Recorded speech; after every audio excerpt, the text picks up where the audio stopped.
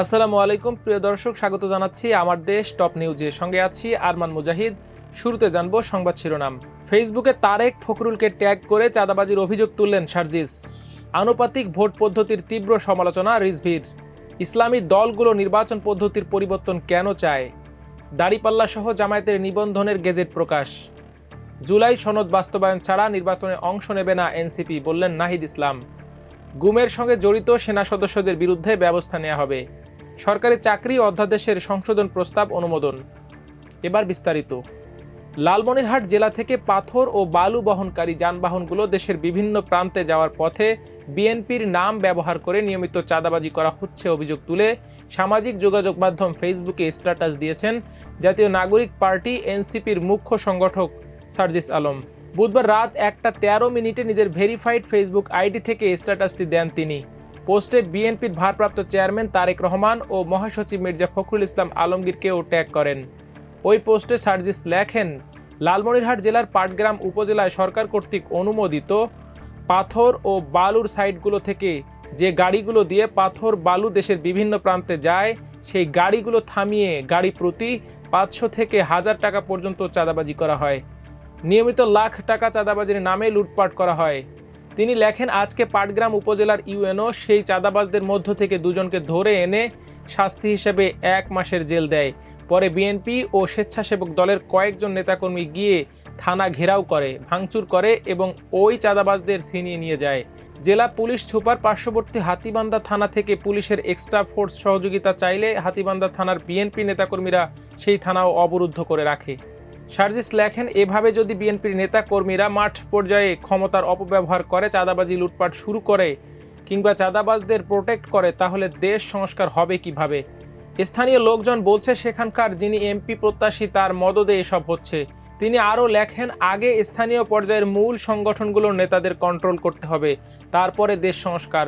প্রশাসন ও পুলিশকে সহযোগিতা করা তো দূরের কথা, জিম্মি করে যে অপকর্ম করা হলো বিএনপি থেকে তার ব্যবস্থা নেওয়া হবে কিনা সেটা এখন দেখার অপেক্ষায়। সার্জিস লেখেন, আমরা বিএনপির কথা কিংবা দফা দেখতে চাই না, অপকর্মের বিরুদ্ধে তাদের অবস্থান এবং অ্যাকশন দেখতে চাই, সেটা নিজের দলের নেতাকর্মীর বিরুদ্ধে হলেও। এদিকে আনুপাতিক ভোট পদ্ধতির তীব্র সমালোচনা করে বিএনপির সিনিয়র যুগ্ম মহাসচিব অ্যাডভোকেট রুহুল কবির রিজভী বলেছেন, আনুপাতিক ভোটের প্রয়োজন কি? এই ব্যবস্থায় স্থানীয় পর্যায়ে কোনো নেতা তৈরি হবে না, নেতৃত্বের বিকাশও হবে না। আমরা চিরায়ত গণতন্ত্রের পক্ষে, যেখানে বৈধ ভোটাররা ভোট দিয়ে নিজের এলাকার জনপ্রতিনিধি নির্বাচন করবে। আজ বেলা 11:30টায় রংপুর নগরীর গ্র্যান্ড হোটেল মোড়ে দলীয় কার্যালয়ে স্বেচ্ছায় রক্তদান ও ব্লাড গ্রুপিং কর্মসূচির প্রধান অতিথির বক্তব্যে তিনি এসব কথা বলেন। রিজভী আরও বলেন, একজন মানুষ দীর্ঘদিন মানুষের পাশে থেকে নেতা হয়েছেন, অথচ আনুপাতিক ভোটে তাকে নয়, দলকে ভোট দিতে হবে। এরপর দল থেকে বাছাই করে এমপি ঘোষণা করা হবে। এটি আরও বেশি স্বৈরতন্ত্রের দিকে ঠেলে দেবে।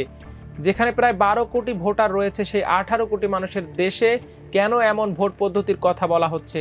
যে গণতন্ত্রের জন্য মানুষ জীবন দিয়েছে, রক্ত দিয়েছে, বছরের পর বছর কারাবরণ করেছে, সেই গণতন্ত্র আজ প্রশ্নবিদ্ধ। এদিকে নির্বাচনের পিছু ছাড়ছে না সংশয়, সন্দেহ, অনিশ্চয়তা। নির্বাচনের পদ্ধতি নিয়ে নতুন বিতর্কে পাল্টাপাল্টি অবস্থান নিয়েছে রাজনৈতিক দলগুলো। আনুপাতিক প্রতিনিধিত্ব বা পিআর নির্বাচনী ব্যবস্থা নাকি সরাসরি ভোট, এ নিয়ে দলগুলোর পাল্টাপাল্টি অবস্থান এখন দৃশ্যমান। জামায়াতে ইসলামী ও অন্য ইসলামী দলগুলো সহ অধিকাংশ দল চাইছে পিআর পদ্ধতির নির্বাচন, আর বিএনপি সহ সমমনা কয়েকটি দল চাচ্ছে বিদ্যমান পদ্ধতিতেই নির্বাচন হোক।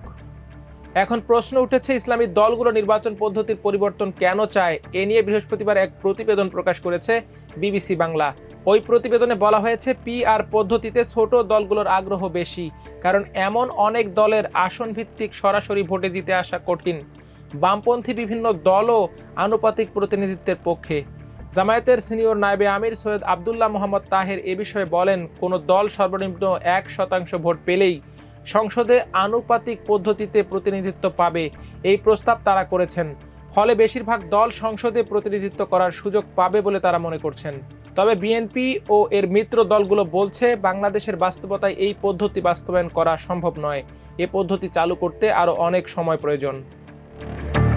এদিকে বাংলাদেশ জামায়াতে ইসলামীকে দাড়িপাল্লা প্রতীকসহ নিবন্ধন ফিরিয়ে দিয়ে জারি করা প্রজ্ঞাপন এবার গেজেট আকারে প্রকাশ করল নির্বাচন কমিশন। বৃহস্পতিবার কমিশনের কর্মকর্তারা এ বিষয়টি জানিয়েছেন।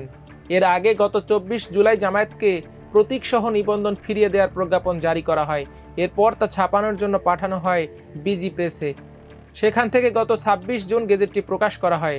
নির্বাচন কমিশন সচিব আক্তার আহমেদ প্রকাশিত গেজেটে উল্লেখ করা হয়েছে, গণপ্রতিনিধিত্ব আদেশের আওতায় রাজনৈতিক দল হিসেবে নিবন্ধনের জন্য ওই আদেশের 90B ধারার শর্ত অনুযায়ী বাংলাদেশ জামায়াতে ইসলামীর আবেদনের পরিপ্রেক্ষিতে দলটিকে 2008 সালের 5 নভেম্বর নিবন্ধন দিয়েছিল নির্বাচন কমিশন।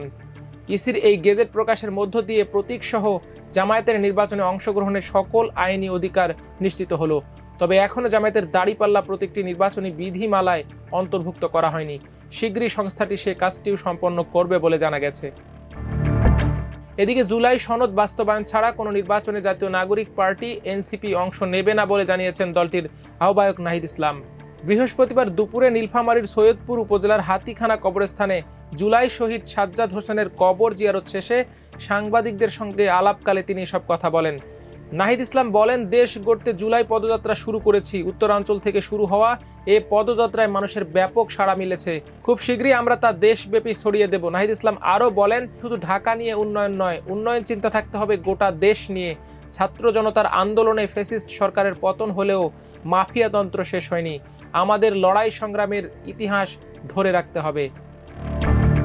এদিকে গুমের সঙ্গে জড়িত সেনা সদস্যদের বিরুদ্ধে আইনানুগ ব্যবস্থা নেওয়া হবে বলে জানিয়েছে সেনা সদর। বৃহস্পতিবার দুপুরে ঢাকা সেনানিবাসের অফিসার্স মেসে সেনা সদরের উদ্যোগে এক প্রেস ব্রিফিংয়ে এ তথ্য জানানো হয়। ব্রিফিংয়ে সেনা সদরের মিলিটারি অপারেশনস ডাইরেক্টরেটের colonel staff colonel Mohammad Shafiqul Islam জানান, সেনাবাহিনীর কিছু সদস্য প্রেষণে বিভিন্ন স্থানে কর্মরত থাকেন। ওইসব প্রতিষ্ঠান সেনাবাহিনী নিয়ন্ত্রণ করে না। কিছু সেনা সদস্যের বিরুদ্ধে গুমের অভিযোগ পাওয়া গেছে, তাদেরকে আইনের আওতায় আনা হবে। সেনাবাহিনী সিএমএইচগুলোতে জুলাই আন্দোলনে 4790 জনকে চিকিৎসা দিয়েছে। বর্তমানে 22 জন ঢাকা সিএমএইচে ভর্তি আছেন। তিনি আরও জানান, আইন শৃঙ্খলা রক্ষা কাজে সেনাবাহিনী নিয়োজিত আছে। কিছুদিন আগে রথযাত্রায় সেনাবাহিনী নিরাপত্তা দিয়েছে। প্রায় 400 জন কিশোর গ্যাংয়ের সদস্যকে আইনের আওতায় আনা হয়েছে। কর্নেল শফিকুল ইসলাম জানান, পার্বত্য এলাকায় অভিযান চালিয়ে 23 জন সন্ত্রাসীকে গ্রেপ্তার করা হয়েছে। অভিযানে এক সেনা সদস্য মারা গেছেন। এদিকে সরকারি চাকরি অধ্যাদেশ সংশোধনের প্রস্তাব অনুমোদন করেছে উপদেষ্টা পরিষদ। আজ প্রধান উপদেষ্টা অধ্যাপক ডক্টর মোহাম্মদ ইউনূসের সভাপতিত্বে উপদেষ্টা পরিষদের বৈঠকে এ প্রস্তাব অনুমোদন দেওয়া হয়। প্রধান উপদেষ্টার কার্যালয়ে এ বৈঠক অনুষ্ঠিত হয়। প্রস্তাবটি বৈঠকে উত্থাপন করে জনপ্রশাসন মন্ত্রণালয়। বৈঠক শেষে মন্ত্রী পরিষদ বিভাগের এক সংবাদ বিজ্ঞপ্তিতে বলা হয়েছে, লেজিসলেটিভ ও সংসদ বিষয়ক বিভাগের ভেটিং সাপেক্ষে সরকারি চাকরি দ্বিতীয় সংশোধন অধ্যাদেশ 2025 চূড়ান্ত অনুমোদন করা হয়েছে। দর্শক, আজ এ পর্যন্তই। সবাই ভালো থাকুন, সুস্থ থাকুন, থাকুন আমার দেশের সঙ্গে। আল্লাহ হাফেজ।